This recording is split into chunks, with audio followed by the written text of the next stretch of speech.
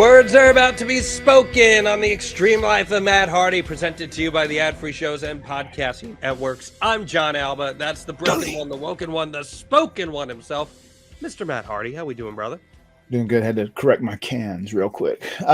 Doing good, man. Hanging out. Can you give us a little Hogan gun show right now? You're a little Hogan gun show. Yeah, look at you, bro. Look at that. Look at that guy.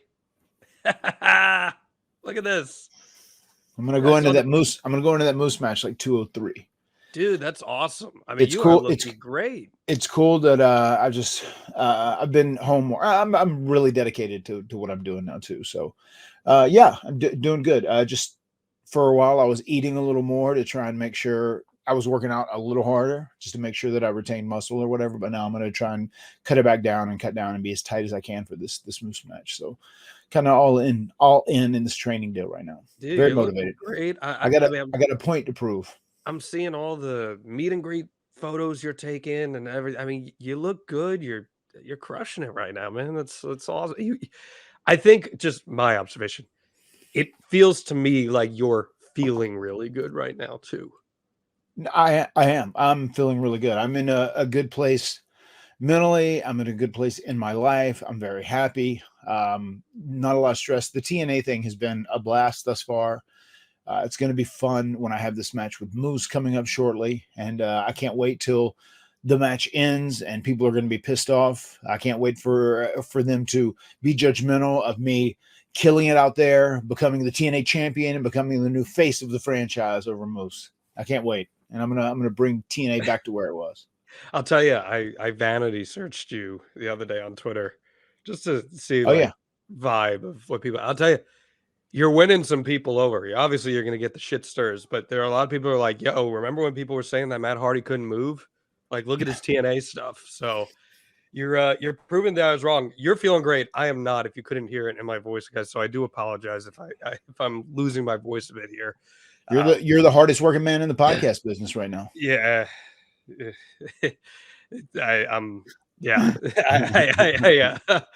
I had a very busy week with SNY this past week, and the Rangers decided to go to overtime, like 3 games in a row, and the Yankees played West Coast games. So I was hosting, which I love the opportunity to host. I mean, if you guys enjoy my podcast stuff, like the TV stuff is where I really thrive, I feel like, at least. And getting to be in that environment, it's so great and so fulfilling for my soul. But the late nights are pretty brutal, especially when you have a long commute home. So you know a thing or two about commuting to work. So I do. And I do got to tell you, if you're in the Tri-City area there, if you're anywhere in the New York, New Jersey area and you get a chance to watch SNY with John on it, he really is. He does a great job on SNY. Thank you. I appreciate that. It's got some national coverage. So if you guys have it part of your YouTube TV or whatever your cable package is, check it out there. It's Sports Night. It's a lot of fun. But yeah, man. John, even before you go further, you were just going to say about me looking and feeling great. I also want to say that I'm very motivated too. Like, yeah, I'm very motivated by like those last 11 months I had in AEW. I wasn't very happy with, and just some of the feedback that followed me and my brother. Like, you know, I turned that from a negative into a positive, and instead of being frustrated with any of it, I use it as fuel to work harder and to prove a point. And like this match, especially the match I'm having at Against All Odds against Moose, is going to be a big point prover. And my goal is to go out there and make people eat words and make people realize that just because they think you're at this certain stage or you can't do this necessarily, that you can still prove them wrong and you can still overcome whatever odds or obstacles are in front of you. And that's kind of where I'm at mentally, and that's driving me every single day. You said you weren't happy with the company, you weren't happy with your booking, you weren't happy with your positioning. What are you referring to there? Just the usage of, you know, myself and Jeff. Like I wasn't happy that we never got into something that was like a solid story where we could contribute to the show each and every week in some sort of solid storyline. That was disappointing to me. What's Jeff's deal right now? What's the situation? We haven't seen him come back on TV. Is there anything you can share with us on that? Yeah, I mean, he's been clear. He's just sitting at home waiting on the call. Unlike me, he's not someone who really gets out and makes things happen. He just kind of waits on someone to call him.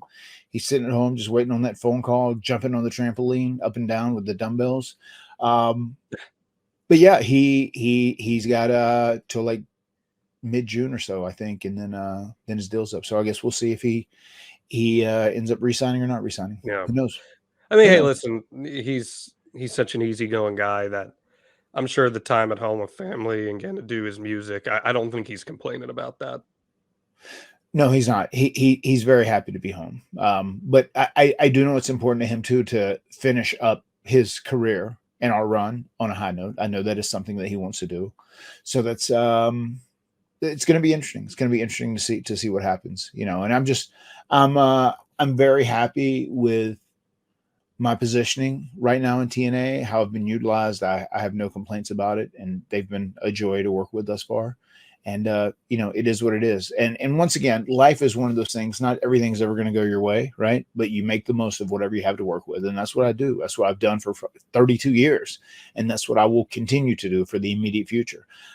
At the end of the day, man, you can't like make excuses. You can't complain about things. You just have to look in the mirror. You have to be accountable, and you have to do the things that work for you. That's what you have to do, and you have to realize when you're in something good, be happy about it. And don't be one of those people that is just like down and the world is terrible, doom and gloom. I mean, at the end of the day, that takes away from your own personal happiness, in my opinion. Sure. Well, I mean, there's been a lot of movement in the wrestling space with contracts, AEW, WWE specifically. I mean, I can ask you about a few of them here. Let's start with this one. Let's start with Mark Henry. Mark Henry announced on Busted Open he's leaving AEW. He was brought in as one of those early veterans coming in, left WWE. Right. Wasn't necessarily thrilled with how WWE was treating legends at the time. Came in AEW, did some commentary, did some backstage stuff. But my personal anecdote, I've gotten to know Mark a little bit here. I'm not nearly as well as you know him, but I feel like he was kind of underutilized. You know, Mark Henry, subtly, Matt, a lot of people don't realize this. He's like one of the best recruiters in wrestling history. That dude has brought so many big names into the industry, and he's got legit street cred as an athlete himself. I mean, what do you make of his AEW departure and what his future may have in store? It wasn't surprising to me, really. I think AEW is going for a younger roster, people that kind of work the AEW style, you know, that do the more 5-star / banger matches. I think that's what AEW is looking for more than anything else right now. I think Mark Henry could have been a contributing factor in some sort of TV role. I think the things he did from a recruitment standpoint, he was helping with a lot of special events and charity things and just promoting the company in many ways. And he's really good at all that. He's very much a people person who gets out and networks and speaks with different people. But I mean, Mark's going to be fine. You know, guys like me, guys like Mark. I mean, we've made our money. You know, we're good when it comes to stuff like that. And I think it was really important for him to try and help promote AEW and make it grow, because everybody is pulling for AEW to do as good as it possibly can, because AEW is essential to the health of the pro wrestling industry in 2024. Jake Hager also leaving AEW. Another big one, Arn Anderson, who, you know, I love Arn. Arn's one of my favorite people in all wrestling, and I think he's one of the most genuine dudes out there. And from a pure wrestling mind, he's one of the best ever. Cody left, we know, and he was associated with Cody. Could you see Arn popping up again in wrestling, or do you think that chapter of his life might be closed? I think so. I think Arn and Cody doing something. I mean, even if it's a one-off or just a special a booking every now and then, I think that's something that could possibly happen down the road. Arn, I got to tell you, Arn is my favorite producer personally that I've ever worked with. I know when myself and Jeff, we were doing the Hardy Boy stuff, and when he first came in, he said, well, let me kind of understand. I know you guys kind of work differently because you're Daredevils, you're Extreme, you do this, and you know, you get famous through all the ladder matches, DLC matches and whatnot. And he tried really hard to like grasp that. And I remember when I came back and had the program with Edge, he was usually my producer on things. And like, you know, we were taking a very serious approach to it. And I dug him. I thought he got all my stuff so good. Whenever I did Matt Hardy version 1, he got how the character was like delusional, how he was like just a narcissist who was all into himself and nothing else mattered except Matt Hardy version 1. And I loved working with him on that because he pitched all kinds of good ideas. Even when I came back and I did the Woken Matt Hardy character, I remember he said, well, this is all new to me. He said, I've never worked with anybody that's kind of been like this. This is a character that's out of the box. Like, you know, tell me what makes his character work, or what are his motivations? And he asked me about it, and we talked about it, and he did his best. Like I remember there was a point where we were talking about doing a tackle drop down, and it was a tackle, and then I came, instead of like jumping over him, I just splashed down. He said, I don't know, it's like unorthodox. It's something they don't do. And he really tried to come up with unorthodox ideas for whenever I was doing Woken Matt Hardy, and especially when Bray and I teamed. Well, that's why I love Arn, because given Arn's accomplishments and his background, Arn could have easily rested his laurels on strictly wanting wrestling to be old school. He could have, all tag matches should be like the Brain Busters and the Rockers, right? Right. But instead, he's very forward thinking and he evolves, embracing of what wrestling can be. And like, that's how it should be. Yes, that's how it has to be. That's how it has to be, because anything that's good in time changes or evolves. I mean, with the fan base as well. And yes, he always approached wrestling. He approached different styles. He approached different matches. He approached things that were so different from the things he did with Tully. And that's what makes him so great, because he was so open-minded to everything. And that helps everybody. That's a big win. One jump that's near and dear to you, your old frenemy, All Ego Ethan Page, showing up in NXT, attacking Trick Williams. I know you were pretty stoked to see this. You were pretty hyped that Ethan got this moment here in the main event of NXT. I was really excited as well. I've long thought that Ethan Page would succeed in a WWE style environment. He's kind of a WWE guy at heart, just growing up how he consumed wrestling, your quintessential sports entertainer. We don't know what his contract situation is there, but it seems like he's going to be involved in some capacity in NXT. What do you make of that move? I'm a big fan of Ethan Page. MJF is the one who pitched the idea after Jeff got in trouble and was going off TV. MJF had pitched the idea, said, hey, I'm a big fan of this guy, Ethan Page. Do you know him? And I said, no, I don't. I said, I do enjoy what I've seen of him thus far. And he said, would you be up for working with him? And we did one pre-tape, and that's what started. We ended up working together for like a year after that. It was almost a year, but before it was all said and done. And I grew to really like him as a talent and also as a friend. And I feel like we're both very like-minded. And the fact that, I don't know, the fact that even that story we didn't get pushed into a higher tier in some ways is a little frustrating, because we worked really hard on trying to create some entertaining content. And I think that at the end of the day, I think Ethan Page is more of an entertainer than he is a wrestler, but he's a great wrestler. He's a great athlete. He's very smart, very good promo. And I feel like his entertainment value overshadowed his athleticism a little bit, and that's why I didn't get a bigger opportunity in AEW. That's just my personal guess or my personal take. But him being in NXT, I think it's the perfect spot for him. I think he could be in there. I think he could thrive. He is a great speaker. He's a great entertainer, and he gets how to stop, how to make the look, how to connect with the audience. If he's a heel or if he's a babyface or whatever it may be, he gets all of that. So I think he will do well there. And I'm super happy and stoked for my friend who really didn't want to waste away in his prime years getting this opportunity at WWE and NXT. And I'm excited for him to kill it. Well, and it's so funny. There is a degree of irony in it where, so many times over the years we heard like someone would leave WWE to go out somewhere else and prove Vince wrong, prove the people wrong at the top who didn't see it in them. Cody is the perfect example of that, right? Like, yeah. I see where you're going with this. It's just funny that, now those opportunities, those situations are going to exist across all these companies, even in AEW too. AEW, which was a land of opportunity for many, and it still is for many. As you said, it's kind of carved out what it is, what it looks for. And now there's going to be situations just by nature of existence where if someone doesn't feel they get the opportunity they thought they deserve, they're going to try to go somewhere else and prove that wrong, whether it's WWE, TNA, New Japan, MLW, whatever it is. That opportunity is going to exist. And that's just so crazy because that's how the space is evolving. Mm-hmm. Yeah, and once again, that's not a bad thing. That is a good thing. There are other places for everyone to go work that are big platforms. And if they don't necessarily get what they're looking for on that platform, or someone doesn't see the potential they believe they have internally, then they can finish up and they can go somewhere else, and they can give it another shot and see if they can, really prove themselves on another platform. So yeah, that's a great thing. And that's a two-way street. It goes from WWE to AEW, from AEW to WWE. little like the territory system almost. Well, a little bit. It's a little different, but it is similar in some ways as far as You switching go somewhere territories. else, you get a fresh coat of paint on you, see how it works in territory, and No doubt. I mean, hopefully for Ethan Page, NXT maximizes his skill set. The one thing I've talked about this with you privately, but I'll say it publicly too. Mm-hmm. Um, I never understood the idea of putting a mouthpiece with Ethan Page, and that's nothing against Dan Lambert or Stokely Hathaway, Sure. but I always thought Ethan Page had the chops to hold his own He as does. a talker. He's got the way he processes pro wrestling and puts stories together in his mind with what he's going to say as it relates to the actions or the current story he's in.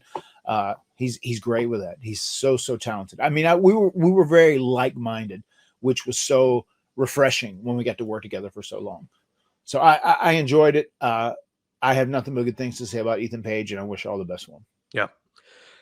We will talk a little bit more about that because it spurred a chain of events that will lead us to our topic for this week. We got to talk about Double or Nothing real quick, though. That's what I want to do. That's what I want to do. Okay, I want to talk about the two pay-per-views we had this weekend. Pretty Sure. cool that we had a 2 pay-per-view wrestling weekend. That's always fun. You got King of the Ring, and then we had Double or Nothing. King of the Ring.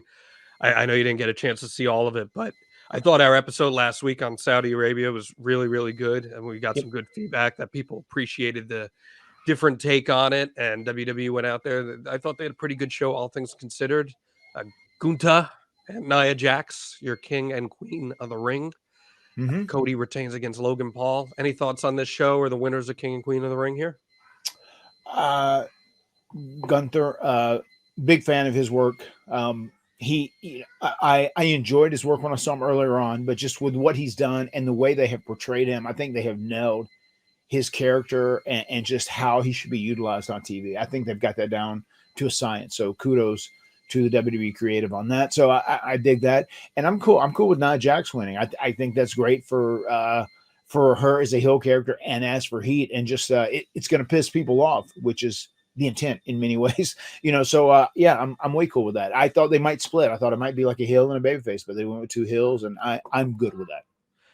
Yeah, and they added the stake too. They announced it pretty late, but for the first time ever, and this always should have been the King of the Ring stakes, right, that they get a championship match out of it. Yeah, I always thought you win a tournament, you should have a championship opportunity. Yeah. So they are both the number 1 contenders at SummerSlam, and that's a pretty good stake that comes with it. So I'm about it. I think that's good. I think that's good, and I think they're building a nice little story too with Otis and Chad Gable over there. I know you're a big fan of both of those guys, and sure, it's always good to see the baby face. You will them and will them and will them. You're waiting for that moment. That's like a classic pro wrestling story to tell. And I don't know, man. I mean, you're all the sports entertainment guy. Otis kind of seems to fit your bill for something like that. Yeah, no, I'm a big fan of Otis personally and professionally. Yeah, it's good. And Chad Gable is doing great with what he's been working with. I went back and I watched Raw on Monday too. I thought Raw was a really good episode. When Sami Zayn came out and he cut a promo on him, he said, "No, you're just a weak little man," and he kind of like laid into that reference how they, what is it? Shorty G is what they called it for a little bit. What it was like. It sounded like a personal attack, and those things work, especially if all parties are cool with it. You know what I mean? I did like that, and the fact that Sammy was trying to like motivate Otis to step away from him, and that this guy's being a dictator and he's being terrible to you guys, whatever, however you want to call that. And it's a good dynamic that those guys had going. I dug it. I always felt Otis is like the Chris Farley of WWE. That's like his role. Yeah. I think he fits very well in it. Okay, yeah, let's talk Double or Nothing, man. This show had a lot. It had a man lit on fire, a man hanging upside down. Will Ospreay became international champion, and now he's going to head to Forbidden Door to face Swerve. Swerve beat Christian. What stood out to you about this show? I thought it was a really great show. I mean, AEW, I've said this in the past, I feel like they do pay-per-views so good. Usually if they have a pay-per-view and they have had time to build for it, it usually ends up being a stellar event. And I thought Double or Nothing was no different.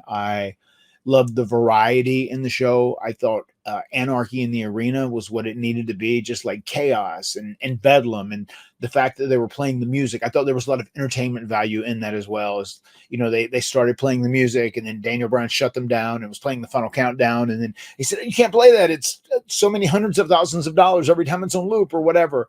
I enjoyed it, and then obviously had those crazy stunts where Darby was Darby. And then Jack Perry, the scapegoat, was set on fire, which I thought was very cool for effect, and the fact that it was done live in the building. It was good. I was very happy with all of it, and I thought the right outcome happened with the Elite winning. The idea, too, there was we talked a lot about it last week, Willow versus Mercedes. Mercedes gets the win, and Chris Statlander turns on Willow with Stokely. I thought it was a really good thing for AEW that women's story occupied a lot of real estate on that show and had people so invested. Right. I mean, what does that do for the company when you have people caring about a story like that? Because AEW has come under a lot of criticism. Let's be real. Let's call a spade a spade. It's come under a lot of criticism for the positioning of women on its shows over the years. So that was a pretty heated segment and match, I'd say. It was, and I'm glad we finally got to see Mercedes wrestle. Once again, she wrestled on Dynamite as well, which I was okay with that. They did the heel turn with Stokely and Statlander against her, and I'm okay with that now. I think she's going to move off in that direction, and Mercedes Moné will move off in another direction as well. And I know you internally was hoping, I feel like Mercedes would have been part of this. It may have been better slated or slotted as a heel. And that's probably right. You're not wrong in saying that, and I don't disagree. But it looks like right now they're putting all their efforts into making her a babyface, and they're still going to go that route. So I'm very curious of how that's going to work out. But at the end of the day, she is a star who's had a lot of great TV time. She was a big deal when it comes to like the women's revolution and really pushing forward women's wrestling. So hopefully she can lead that women's division and make it grow and make it become bigger and better. I just think it makes so much more sense for her to be a heel. Like, her whole character is the CEO. Nobody likes a CEO. CEOs suck, right? Like they're bad people. So I don't know, lean into that. And she's always thrived more as a heel, in my opinion. She's just such a natural heel. And we did a tape study, Wrestling According to Alba.com, if you'd like. We did her match versus Bianca Belair this past week at WrestleMania. And, she's the top heel in the women's division at the time. And it just fits so perfectly with her ring work because she's such a fantastic seller. And when the heel is bumping out of their mind for this strong, triumphant babyface, very similar. Bianca Belair and Willow are very similar in that sense. It just makes so much more sense for her to be a heel. And that's why she played the heel role in the match, because it made sense. So sure. We'll see what happens with her. The last note on that I do want to get to, I have combined notes here. MJF came back. Yep. Will Ospreay wins the international title, all in that general segment here. Two different directions going on there. Where do you think MJF's going, and what do you think about the prospect of Ospreay facing Swerve at Forbidden Door? And I know you said this a little earlier. I would have liked to have seen MJF with a live appearance on TV. I think that would have been an important follow-up following the pay-per-view. I thought his return was really good. It was really dynamic, and I'm glad they kind of like tied up that loose end with him and Adam Cole. So he came back and he did that. I feel like they're trying to revisit more of an old school MJF, not the one who was willing to have a friend or be vulnerable. And I feel like you're going to see an MJF that kind of kicks ass for a little while, but I would almost guess sooner rather than later, we're going to get back to the old school MJF that is like that heel who may be loved. He might be a beloved heel, but I think he's going to be a heel when it's all said and done. As far as Swerve and Ospreay at the pay-per-view, I'm okay with that. It's going to be a great match. It's going to keep people guessing about what the outcome is going to be, and I don't think that's a bad thing. But I think it is a match that is going to highlight the future of AEW and a young guy like Swerve, who's the champion and just doing really great in his role right now.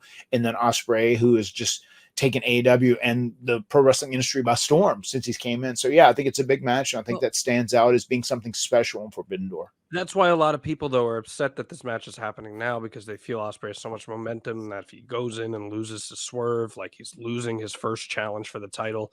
But personally, I don't look at it that way at all, and I'll give my thoughts on it. But how do you look at that notion? No, that's absurd. If they go in here and they tear down the house and they have a great match, if Ospreay wins and becomes the champion, great. If Ospreay loses and doesn't become the champion, then that's fine. You know, I mean, so many people overthink things, and just and once again, if it's me doing this, I think we need to keep the title on Swerve for the time being. I think we need to let him extend his reign for a little longer, and we'll see. Who knows? They might do the old switcheroo, but it's going to be fine either way. If these guys go out and they have a killer match, and tear the house down, blow the roof off the place, nobody's going to care at the end of the day who wins and who loses. Well, it's just like Ospreay has, as you said, he's establishing a lot of equity. He's crushing it right now. If he goes and he loses, his first loss is to Swerve, who is the top guy in the company by virtue of being the AEW World Champion. I don't really see how that hurts Ospreay at all, because he's losing to the World Champion. And two, what a great enhancer that is for Swerve, beating the guy who's the hottest name in the industry right now. Exactly. So yeah. I think it's twofold and would work both ways with that. But I don't know. I mean, you're right, John. I mean, using Ospreay as enhancement talent and enhancing Swerve is no big deal at all. No. I just wanted to use that terminology just to pop myself. Jobbing out Ospreay to Swerve. But yeah, it's just, I mean, and it's one of those things too, man. I feel like in AEW, Tony and company have to be careful about trying to cater too much to the diehard wrestling fans, because I feel like sometimes the diehard wrestling fans who love wrestling through and through, and this is not a bad thing about them, but they're also insatiable.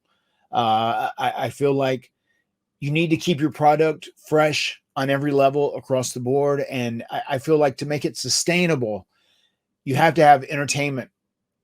You have to have entertainment place in there as well. And they do. That's what I like the TV event this week. I know you said there were some mixed feelings on the TV show this week, Dynamite, but I like some of the entertainment that they had placed in there as well. And I just, you have to have a show that is sustainable. I mean, you can't fill up every 2 hours of Dynamite every single week with amazing, great wrestling. I mean, I think because you'll burn through everything. I think it's very important to save things. Make sure you pace it with entertainment placed within that wrestling and character development and storytelling, whatever else. So you burn down the house with wrestling at your pay-per-views, because that is what they do the best. I really believe that. So that's just one of the things I would just be wary of, as far as try not to cater to the people on social media that are the diehard wrestling fans too much. Give them what they want. Make sure it's on pay-per-view where they're paying for it. Yeah, I mean, I'm about having promos and segments on TV. I just think that they should be good, but that's besides the point. Sure. All right, Matt. We're going to talk about Shawn Michaels. I'm going to tell you why we're talking about Shawn Michaels in just a second here, but before we can get into that, you know what I got to do? I got to ask you, please hit us with that Matt fact. Matt fact: Matt is currently changing. Oh, very ambiguous Matt fact. What do you mean by that? No, just recently we just live in such a unique time. The world is kind of crazy. America is kind of crazy. And just thinking more, even being at home a lot more with my kids, thinking more about my kids and the society they're going to grow up in. And it just kind of changes some of my ultimate goals of, like, maybe even some of the things that I would maybe want to do. I just want to make sure to focus on them to prepare them for whatever they may be entering. And also to just, I don't know, we'll talk about it as we get into the Shawn Michaels thing. The other day, I was very happy that Ethan Page debuted on NXT. And then right underneath this thing, there was a picture of Shawn, right? And I made a funny comment on it, and people jumped in. Oh my God, Matt, you're so old. You're not part of the team. You're washed. Blah blah blah blah. Whatever. And I was just like, oh my God, like what do these people do like with their lives? Like what do their lives consist of? And just it also just makes me think about how much social media, it does a lot of good things. It allows people to promote themselves. It allows company to get different material or character development or stories or whatever else out there that, you know, they might not have time for on TV. But just too, there's just so many people that use it as a way to go out and like whine and complain and like, woe is me. And just that drives me nuts. And it doesn't help anybody, because then they have people that come in and like affirm them. And, you know, they're just, oh, they're right. It's just not me. It's the universe is against me. Just the powers that be, they're all against me. I'm oppressed. I'm a victim. It's just like, no, like, shut the fuck up. You can't think like that. You have to realize at the end of the day, you know, look at your life and evaluate it. And if you want something different, then make it happen. It's up to you. You have to make stuff happen. You can't sit back. You can't complain. You can't whine. You can't moan and bitch. You have to make stuff happen. It's all up to you. I mean, Jeff and I are two little rednecks born in Podunk, Cameron, North Carolina, who didn't know shit about wrestling. We had no ends, nothing. You know, we wanted to make something happen. And just through our hard work and perseverance, we did. And just, I feel like we're in such a weird time, like, especially with social media, because there's just so much negativity on there. And I think that affects so many people. I think it's a big mental health factor to many people. Fortunately, like, I'm just so jaded. I don't care about any of it. They can say whatever to me and it doesn't bother me. You know, if you go in and you, you vanity search my name, you might see some good stuff, but you're going to see a lot of bad stuff too. And it is what it is. Like, I don't care, because it does not reflect reality at the end of the day. And what I think about here, that I'm home more than anything else, my reality and my importance to my life right now, more than anything else, is to make sure my children are good human beings that have a good value system, that are motivated, that are persistent, that aren't going to feel sorry for themselves. They're going to like be hustlers and be disciplined and like bust their ass to like make their lives the best they can possibly do. And is my goal to instill that within them.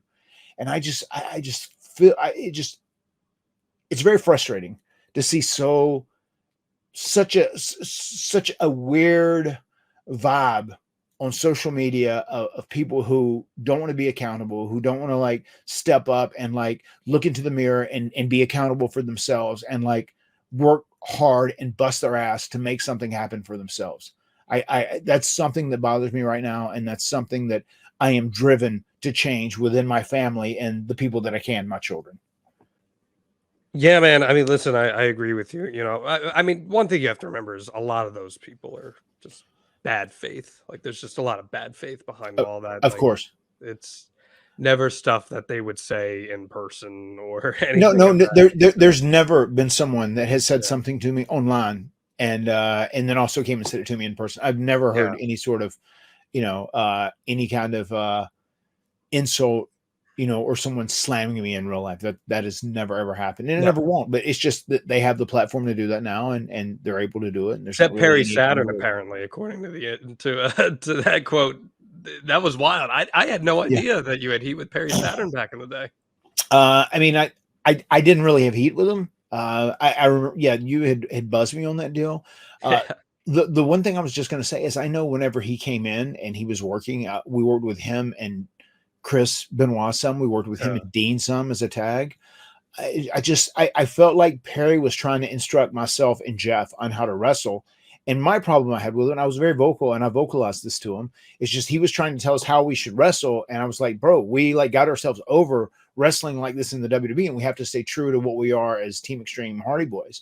And that's kind of like where that he'd happen. I said, like, every time Matt would come to the ring, I would cut him off. That wasn't true at all. Like that didn't happen. I'm sure he wanted to sound tough as he was doing that. And like at the end of the day, I didn't have any problem with Perry. And like I know Perry had been through a tough time and he was down. I hope Perry's doing great.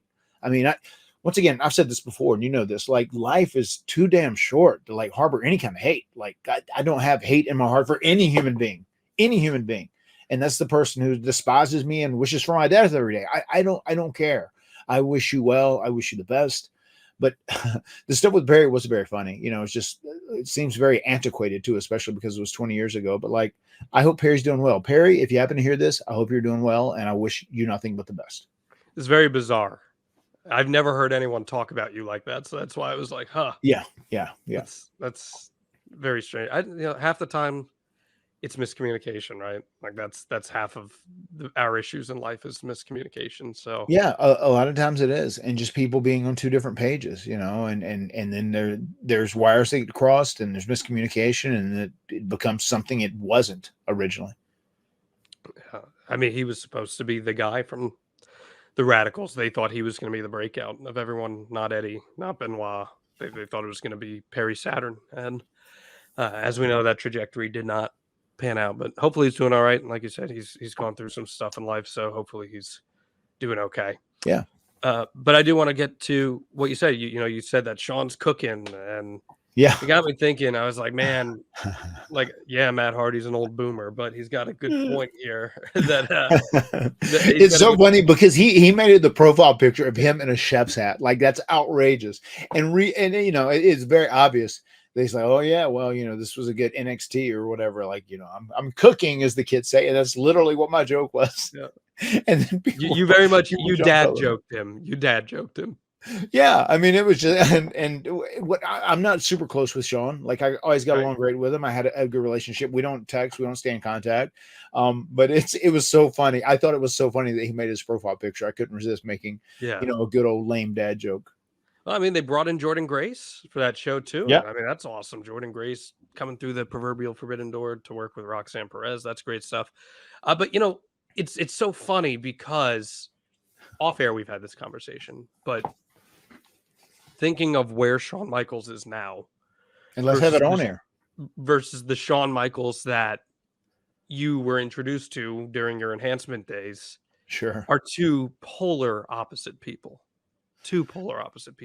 And I want to gain some perspective from you because you were around Shawn a lot. I know you said you're not like super close friends, but you were around him. You were in his periphery, and he is one of the more controversial figures in wrestling history while simultaneously being looked at as maybe the greatest performer ever. Oh my God. Yeah. I mean, he was our guy.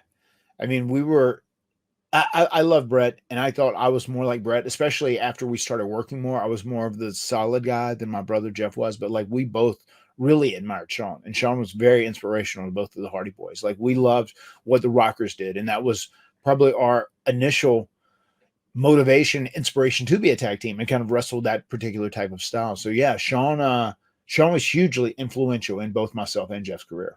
So is that the first time you see Shawn when he's with the Rockers? Yes, that is the first time at WWE when he's doing stuff with the Rockers, and we're digging, the wrestling style. They're doing high flying moves. They have this like young, hip, cool, trendy outfit and look going on, and the chicks dig them. They're like these they're the sex pots of the current WWE division as a tag team right there, him and Marty. And yeah, we thought they were cool as hell, man. So what identifies each of them individually? How does Marty contrast and compare to Shawn at the time? Well, I did not get to spend a lot of time around Marty. I don't know Marty very well, although Marty. No, I just mean like working style. I mean, like you're watching them, like compare and contrast their styles. No, we thought they were both great. I mean, I don't think it wasn't like Shawn was the guy that stood out. We love both Shawn and Marty, both myself and Jeff. Like, we weren't pitting them against one another. We never even had the thought in our mind, like, who's better, which one's going to go on to succeed or whatever. We thought they were both great, and we enjoyed both of their works. And we thought, man, this is what we want to do. We want to be a tag team like these two guys, like Shawn Michaels and Marty Jannetty. Do you think that had Marty been able to keep his shit together, that he could have been a much bigger deal than he ended up becoming in wrestling? I think so. Yeah, I think so, because he was extremely talented, and once again, sometimes it's like that. If you let your life run amok, and you don't keep it between the lines, there's often repercussions that affect your career. I always thought Marty's work is super, super underrated, and he really was at the peak of the Rockers and even early 90s. Like, Marty had potential to be a main event talent. I thought they were both great. I mean, once again, we looked at them as the same. Like, both of these guys are cool as hell. Like, we dig both of these guys, and we want to be a tag team like these guys. Like, we didn't see one as a standout, but I thought Marty was awesome. I thought Shawn was awesome, you know, and it's just when Shawn broke out and then Marty kind of faded away, that's when things changed so much. And that's exactly probably one of more famous moments here ever in pro wrestling history. And it's December 2nd, 1991. It airs January 11th, 92 on Wrestling Challenge. Brutus the Barber Beefcake is doing his barbershop talk segment. There's been some dissension between Shawn Michaels and Marty Jannetty. Shawn teases that everything's good, and then he super kicks him and throws him through a glass window on the set. And this really elevates Shawn into the Heartbreak Kid moniker. It's one of the more famous heel turns ever in wrestling. I'm sure as a kid you had to have been all in on this. What do you remember about that famous segment? All in on it. And one of the craziest things, you just reading those dates out, they taped it 5 weeks out, over 5 weeks out before the air date, which is crazy. Can you imagine that happening today? No, of course not. You know, it's just sounds so crazy. Yes, it was a big deal because we loved the Rockers together, and we were upset when this, like, oh my God, they're not going to be together anymore. They're not going to be a team. They're not going to get a proper WWE tag team title run, because Jeff and I really wanted that for them. We wanted to see them become the WWE, WWF tag team champions at the time, and have a hell of a run, because we thought they truly deserved it and earned it. So whenever they split up, we were upset, you know, especially as fans were like, man, they should keep them together as a team. Like, why are they doing this? Why are they doing this? And it's just so visceral. It's a huge moment that people still refer to all the time. Yeah. As one of the top heel turns ever in pro wrestling history. Was your jaw dropped when you saw it happen? It was cool because it was so different. It was unlike anything else that had really happened in the past. And it was fascinating. It was memorable, and it's indelible in many ways, just because the whole thing of, like, you know, now I'm getting rid of Marty Jannetty and he's kind of throwing him out the window, you know, now that it's just going to be him in the room. He's going forward with a solo career, and the way it was set up with the, you know, Bruce the Barber Beefcake and the barbershop. Yeah, it truly was one of the more memorable things. And I think the thing that made it stand out so much is that there'd never been anything like that before. You've never seen someone thrown through a glass window, you know, especially a tag team, and you're hoping they're going to get together. And then it's like, oh my God, big swerve, you know, and then this happens. And it was just done in a way that it was so, so memorable. And it's crazy because now you look at 2024, like, everything's been done. It is hard to get those memorable moments like that, but it was so, you know, they were so rare back in those days. You know what I mean? Yeah. He becomes the Heartbreak Kid. Diesel, Kevin Nash, becomes his bodyguard. What do you think that presentation did for him at that moment in time in terms of allowing him to come into his own? I dug that. I liked Vinny Vegas when he was, you know, doing the whole WCW thing, and I thought that was cool when Kevin Nash came over and he switched. Like, and I wasn't sure of how Shawn was going to do in the beginning, but man, like, once he did that, and remember how Shawn started, he was kind of thick, he was a little heavier, and then, like, he got slender and turned to just like it's cool as shit, like a model out there running around as the Heartbreak Kid, and, you know, the whole I think I'm cute, I know I'm sexy, you know, the whole song and everything else. And just his presentation, he became the coolest thing ever. If you remember the moment where he was wrestling some hill it was a hill, I think. And he did something where he ducked a clothesline and he slid out and he put his arm around whoever was on the outside. Yeah. I mean, the moments like that made us into huge Shawn Michaels fans. There was one where he slid out and he jumped into the front row and he was like watching. I mean, he was doing things that were so different, but they were so entertaining. And that entertainment aspect of Shawn Michaels is what hooked myself and Jeff into him. I say it's like, so I have a lot of appreciation for guys like Rick Rude, Rick Martel. You know, they do the whole, like, cool, suave, you know, calm and collected, sexy boy kind of thing. But Shawn just there was, like, no gimmick about it. Like, at the time, he just so naturally exuded that swagger and that suave. I think that separated him from so many of the others who in the past have tried to embody that gimmick per se. Like, the Heartbreak Kid was so synonymous with who Shawn Michaels allegedly naturally was at the time.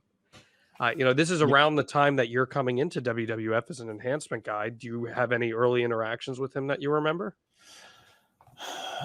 one of the first things I really remember about Shawn is when we first came and debuted, right? It was in May.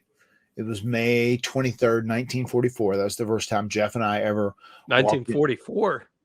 Yeah, did I say 1994? 94. Yeah, yeah. You're ribbing me again. I'm not that old. I am old as shit, but I'm not that old. Not prehistoric. Only Broken Matt Hardy's prehistoric. Not That's me. right. So it was shortly thereafter the ladder match between him and Scott Hall, right? And that was hugely influential to myself and Jeff, and it was to a generation of talent, as you know. So we walk in, and the first two people that we see when we're walking into the WWE for the very first time, and we're going backstage, you know, like where we have never been before, we see Shawn Michaels and Scott Hall sitting down, like Shawn's on a table and Scott Hall sitting in a chair, and they're like joking and slapping each other, whatever. And we're like, see, it's just like we knew it was. It's just like we knew it was. I mean, we trained, we'd done a ton of indie shows, and we worked for Stallion, right? It's just like we knew it was. These guys are like best buddies, just like us. When we wrestle each other, Jeff, we're like best buddies, but like these guys are just like us. And that really solidified that, like, okay, the pro wrestling is the same. We didn't know if it was going to be different going to, you know, WWF for the first time, but that really solidified it. And that was very impactful because those were the first two people that we saw walking in who were two of our huge influences. These guys who just had this killer ladder match. It was a groundbreaking thing. So that was one moment. The second moment was the next night. And Jeff wrestled Scott Hall the first night. Scott was frustrated. He beat Jeff up a little bit. He hurt his knee some, and they felt bad for him. And the Clique was real cool. He was, they were very cool with Jeff, and they felt bad that he got hurt, whatever. I wrestled Scott Hall the next night. He's like, "Oh, I get your brother and I get you. I'm running through the whole family, right?" And he said, "You know, I'm going to put you into a corner, poke me in the eyes, turn me around." He said, "Give me, you know, start chopping me." He said, "Maybe give me 3, you know." And like I was pretty good at chops at that point. He said, "Like, make sure to lay them in." I said, "Okay, I will." And like I turned him around, I hit one. We got a real loud pop. Sounded like a shotgun the second one, and then he just went ahead and grabbed me and he turned me around. I didn't get 3, I got 2. And he did his, and they didn't make quite as big a noise. And I remember when I came back through Gorilla, I was sitting there and I was waiting on him to tell him thank you. And Shawn and Kevin Nash, they were there, said, "Oh, that kid lit you up." Oh!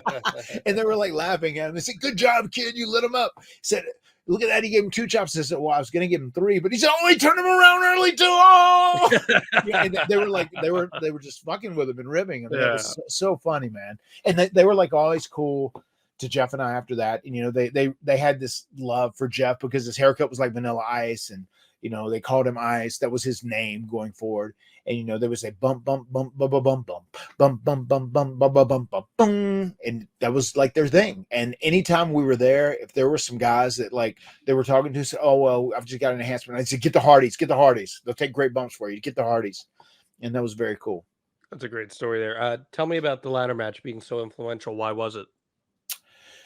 I mean, just because it was very, very different at the time, right? It's WrestleMania, it's a big event, and they're having this ladder match, and it's the first like mainstream ladder match in many, many ways. And we're seeing Shawn's nascence, and he's like starting to rise to the top, the Intercontinental Championship, and all this deal.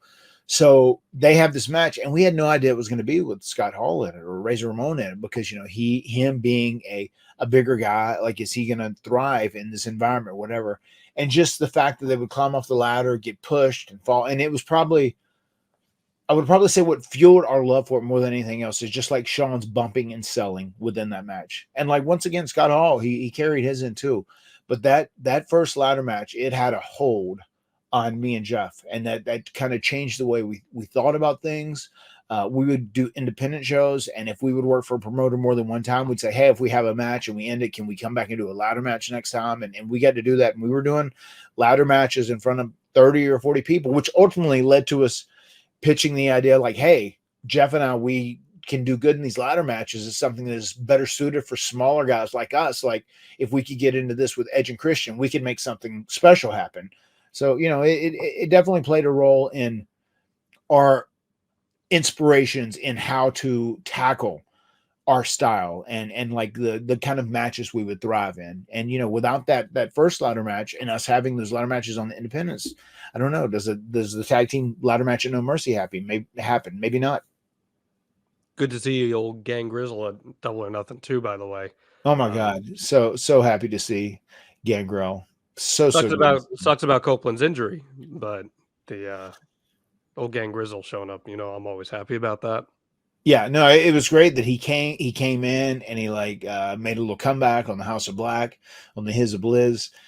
Yeah, it was very, very cool, man. And once again, I felt that coming, especially because how Adam has talked about this in some of the interviews, how he pitched to do it in WWE, and it's like, oh, nobody's going to remember. But bro, they're definitely going to remember. I mean, like the Brood was one of the coolest staples in WWE, so they're definitely going to remember. And I'm very cool that they're very happy and very glad that he got that moment. Seems like when Double or Nothing comes up, he always gets flown out to Vegas now to do bit parts with guys he teamed with back in the day. Hey, I'm with it. I'm a Gang Grizzle Mark, so yeah, all happy about that. Yeah, you talked to Copeland at all about the injury? I did. Yeah. We texted a little bit about it. Like I didn't even realize. Like I know he did a video and he released on socials on Tuesday, if I'm not mistaken.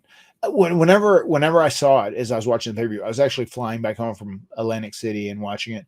I was worried, and I saw him limping at the end, and I thought that was pretty rough. Those cages at AEW are very high, and just he jumped off and did the elbow, and it looked like in an attempt to try and protect his opponent, he landed more like on his legs as he was dropping the elbow, and I was keeping my fingers crossed, that it would have been, not have been an injury, but like lo and behold, he announced that he had fractured his tibia, and I texted him later on and just let him know that like, hey dude, like sorry you got hurt, that sucks, match was great, and hope you're doing okay. He had a very positive attitude going into it. Sucks. He's a valuable part of that roster, and he is. Hate seeing him get hurt, and he's suffered a lot of injuries since he's come back from retirement, and he's powered through them to his credit, and trying to go back out there, man. It's just when your body just breaks down and your skill set's totally lost, Diminish is the word you're supposed to hit, John. Yeah, diminish. That's your key word. Diminish. Yeah. That's your motif, right? Your diminished skill set, that's for sure. So Shawn, after the ladder match, that elevates him. He eventually becomes main event caliber talent, WWF champion. There's the famous Kern Call incident in 1996, and he ain't getting in trouble for it, but all the members of the clique hug at Madison Square Garden. Triple H takes a lot of the heat for it. We've talked a little bit about this before, but kind of speaks to just his power at the time. And even as Nash and Hall leave for WCW, he becomes the true guy for Vince. What do you think Vince gravitated to as far as making Shawn the guy? Because for so long, I mean, Bruce Pritchard's talked about this on his podcast, Vince didn't see Shawn as that guy. He didn't think Shawn could be a babyface. He thought Shawn was just going to be a heel his entire life, and he was never going to be a top guy. So where do you think their relationship really moved to that next level? Yeah, the thing with Shawn, I think Vince was still on the pulse of kind of what was going on there, and I think he realized how wrestling was changing, and people wanted a more athletic wrestler in the ring competing in the matches, as opposed to the rock and roll era where there were two bigger guys, out there lumbering around, maybe not taking as many bumps or whatever, and it was more entertainment driven. I think he saw that work rate was becoming more important, and then Shawn was a guy who really rose to prominence. Bret Hart is a guy who rose to prominence, guys who were smaller and guys who had a high work rate. And I think with Shawn, there was just a charisma about him, the way he would just control an audience and control their attention. I know that's how I felt when he was going through that stage of like just being super cool. He was a good looking dude, and I get why there were guys who eventually turned against him, right? Because he was such a good looking dude, and the girls would cheer for him, whatever, sexy boy, whatever the deal, however they wanted to label him. But he was just a hell of a worker, and the way he bumped and the way he sold, and he really is someone who would shine when he sold, because he was just so incredible. And he was so believable in the things he would do and sell. The deal he did where he had been, when he got in that fight, that had happened away, and he had that angle with Owen Hart where the enziguri happened and he did the pose and then he collapsed. Like, that was so good, and I bought into it. I wasn't sure if it was real or not. I mean, he was so effective in the way he sold things and so believable. I think Vince realized, like, hold up, wrestling is changing a little bit, and this is a guy that can be one of my main dudes. Shawn suffers a lot of injuries in the mid-90s, and the famous Lost My Smile promo that everyone talks about still to this day. Eventually, he thinks about retirement, but eventually he returns. Bret Hart wasn't vibing with it at all. and he takes some cheap shots at Shawn verbally. Who would have thought Bret Hart would speak his mind about someone? And they get a lot of tension backstage. They get in some altercations, and as we know, it all leads up to Montreal Survivor Series 1997, the Montreal Screwjob. Bret Hart is leaving WWF. There's a whole dispute over, is he going to drop the title to him? How's he going to drop the title? You know, what's the whole ordeal? How's that all going to go down? And as we know, sharpshooter referee waves it all off. It's a whole disaster. It leads to the creation of the Vince McMahon character, but there's a lot of finger pointing backstage. A lot of people say Shawn is in on it. What do you remember about Montreal? I know you're not a full-time signed talent there. I don't even know if you were there that night, but just the general feeling in the company at the time as all that happened and who took blame for all that. I was not there, but we were religiously watching every pay-per-view at the time. And I knew enough where I had kind of started following the inside of the business a little bit. And I knew that Bret was like on his way out. Right. So when I first saw this, I thought it was a work, and I was like, oh my God, that was brilliant. That was my first concept, because the way it was done so well. It was Shawn. He was very believable in the things he would do. And I thought if that was a work, that was an amazing way to do it, because then everybody ends up winning. I was shocked to hear that it was reality, that they ended up doing it. And that's just how the finish went down, that if, he has to lock Bret in something, and then the ref is going to ring the bell, and that's going to be in the match. And then that's how the title comes off Shawn. So that was shocking to hear. But then when it was all said and done, I mean, I guess I get where Vince was coming from with doing that. And I feel like at the end of the day, if Bret has this big deal and he's going on to WCW, just like finish up, put personal feelings aside, and finish up and put the title back on Shawn, if that's what the boss wants.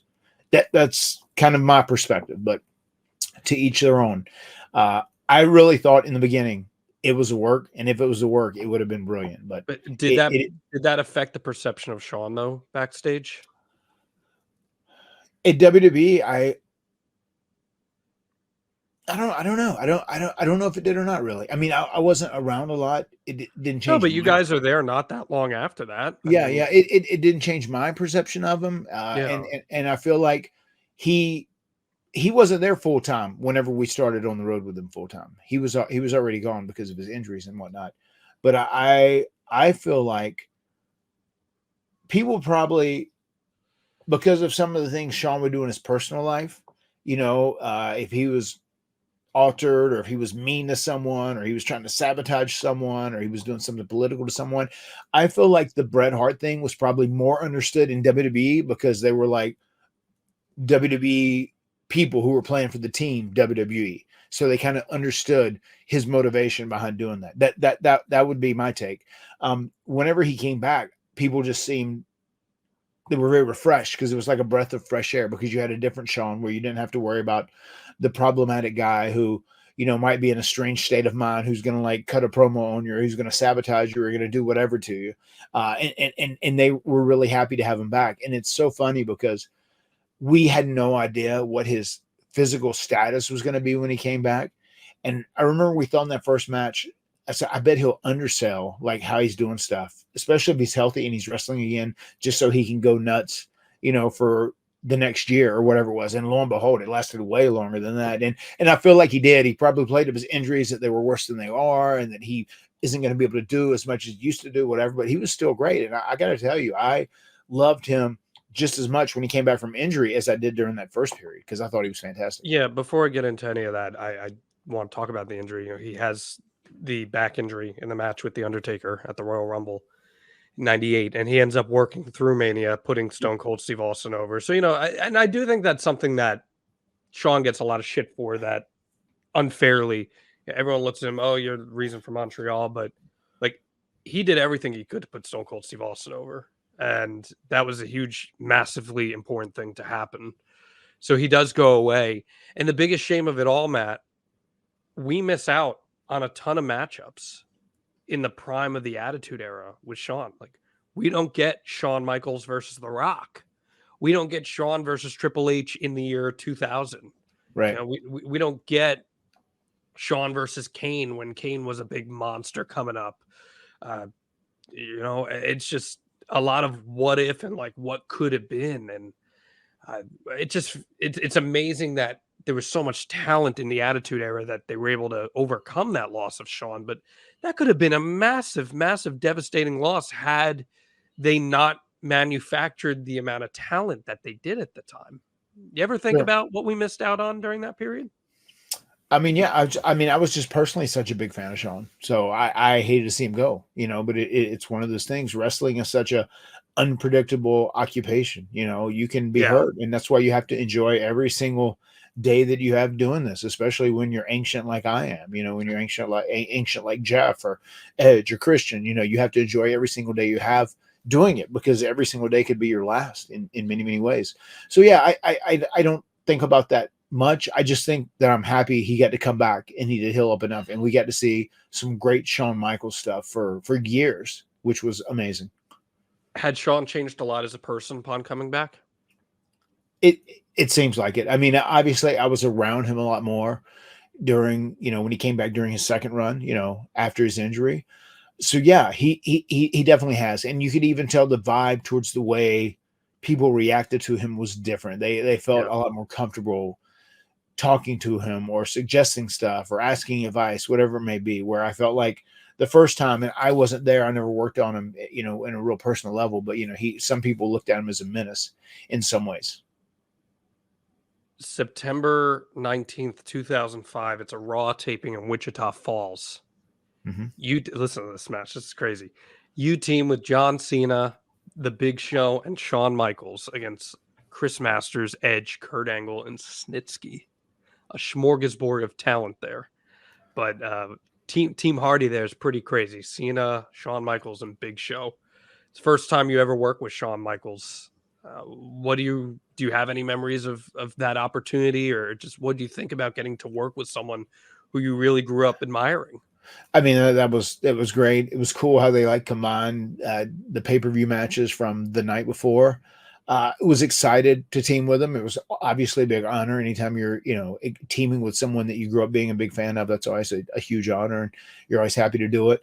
My fondest memory for that is we were like going over finishes and people were tossing ideas out about how to do this, that, the other thing. And then Shawn said, "Oh, give me a few minutes. Let me go talk to Vince."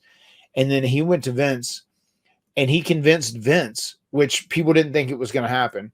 Because he had mentioned, he said, "I think we should just dogpile the guy at the end and just everybody cover him." And he went to Vince and he talked Vince into it. And I don't know if he made Vince think it was his idea or whatever, or he was just Shawn Michaels and he had that much equity with Vince.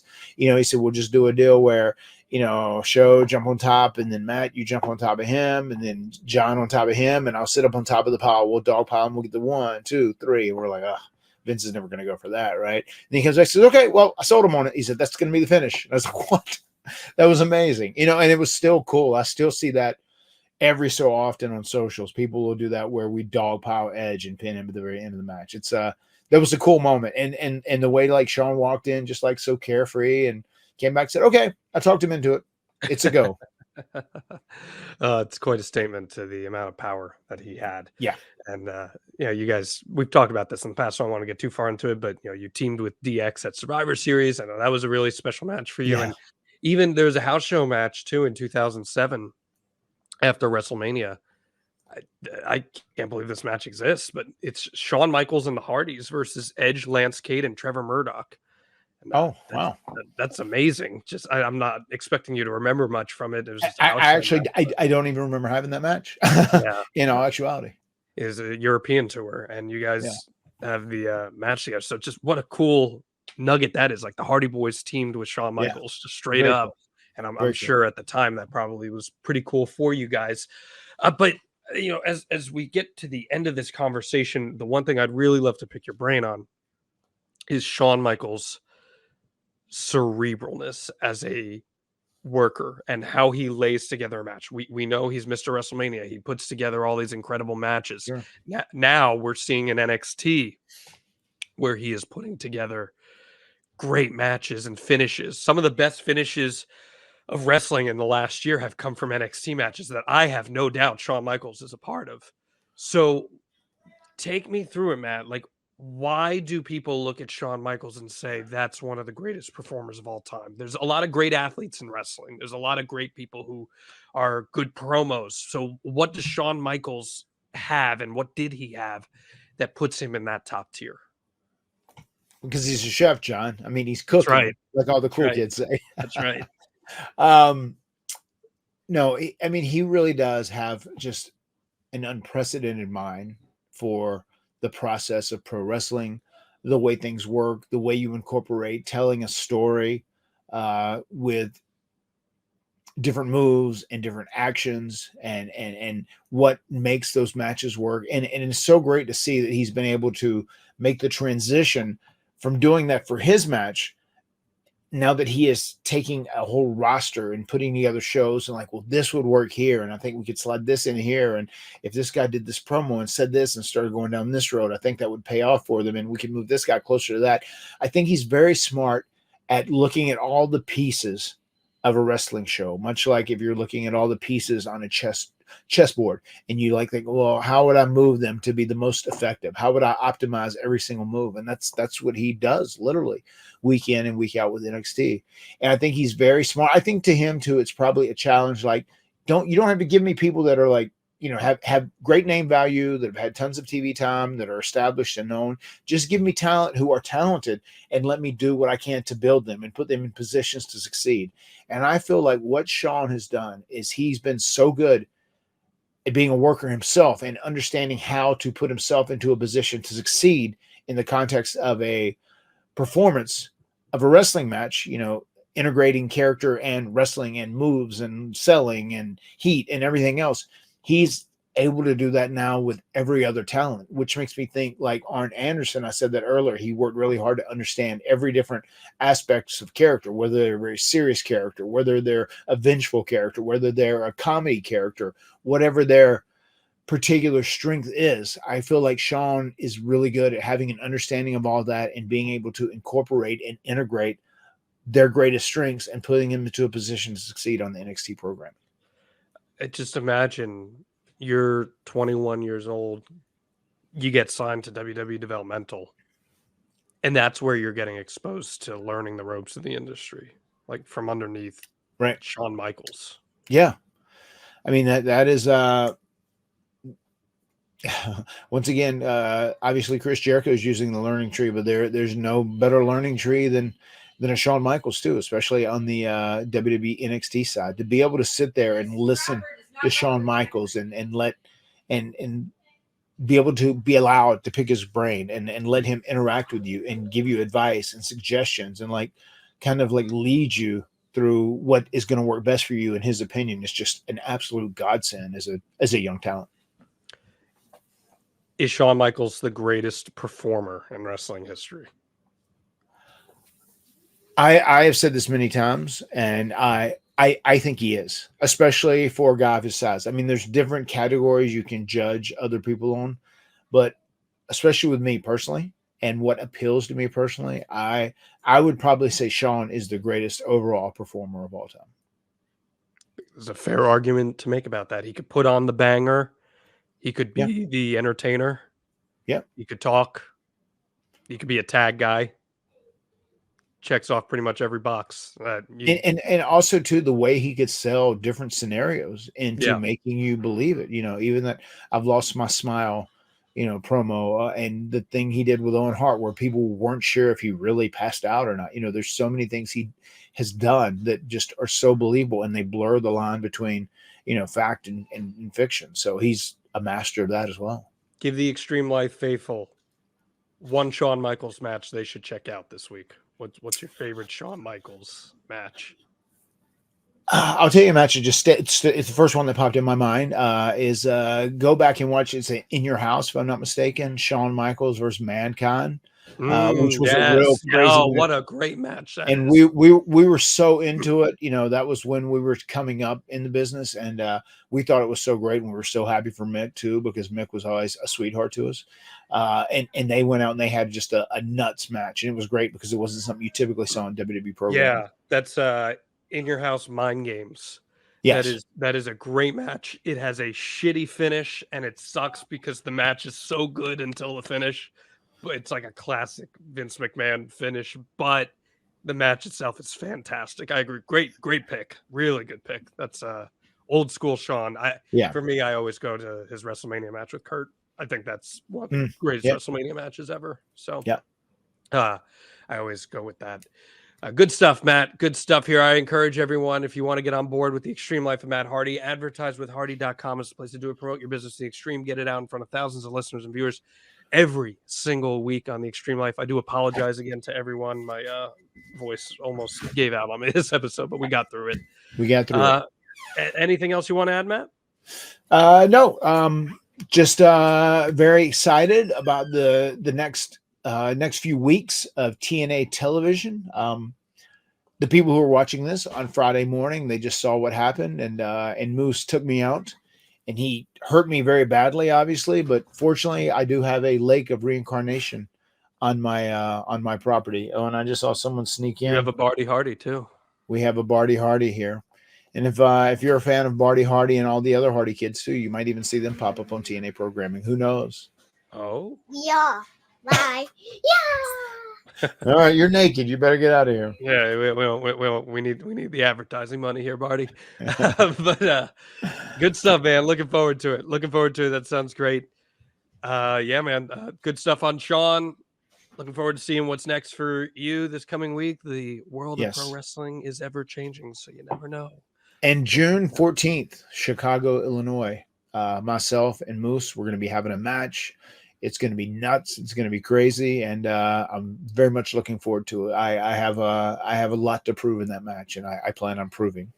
Against all odds, Matt Hardy will not die. That is right. The words have been spoken. We'll see you next week right here on the Extreme Life of Matt Hardy. Delete!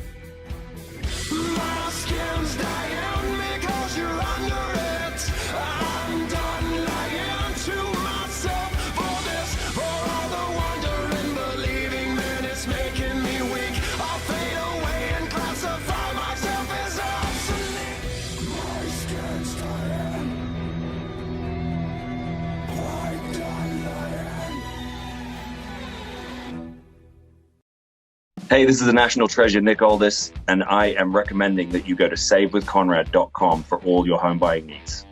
If you listen to any of Conrad's shows, which I do on a regular basis, it's pretty hard to miss the fact that he's in the mortgage business. When the time came that we were looking to buy a place, it was really my first choice. I just got the feeling right from the start that Jimmy and Conrad and the whole team really wanted us to succeed. It felt like it should. It felt like we were all on the same team. You know, it felt like we were in business together, which is, to me, is really how a home purchase and a mortgage process should feel. Not only would I recommend Save with Conrad to friends and coworkers, I have many times already. If I know that they're in the, they're house hunting, my first recommendation to them always is get in touch with Conrad. Like, his team are the real deal, and they will be straight up with you and do everything they can to get you in that house.